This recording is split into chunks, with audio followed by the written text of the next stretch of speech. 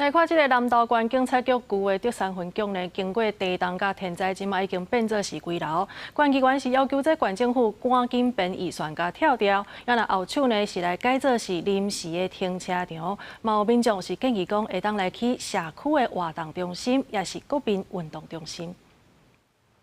标定的泰路未招拢已经落去，南投德山町集山路3段，旧的德山警察分局对民国75年启用，经过9次地动，建筑结构受损，政府改起德山大地路起新的分局，去年4月底搬入去。即马旧的德山分局拍横伫遐，目前政府有求警戒线、遥控、铁网护栏。 不过，遮个大三线边啊，出入的人车未少，建筑外墙的泰路不时会落，当地人烦恼有安全的疑虑。 莫调好啦，修理就好啊。社区的什么活动什么的场所嘛会使啊。外观的态度拢会一直直啦，感觉安尼足危险的，对于行人啊是游客啦。阮德山町欠的是一个国民运动中心。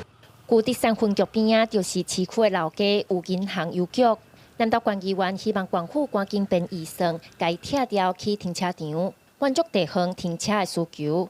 不过，未少在地民众是希望会当去社区活动中心、国民运动中心，会当先甲这安全问题先甲拆除，了后先做一个临时的停车场，过来咧，咱长期的想法就是讲，是毋是会当甲伊做一个商场甲停车场？县政府及警察局正积极争取拆除经费，期盼在最短时间内完成拆除工作。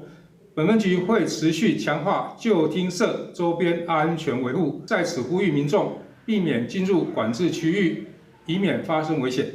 南投县政府表示，旧德山分局的拆除计划去年捌报予中央，不过因为拆除的年限也未到，互人退回。县警察局强调，明年1月会先提报予县府，按算家己找经费拆除，也参考民众对未来空间活化的建议。记者邢平仪南投报道。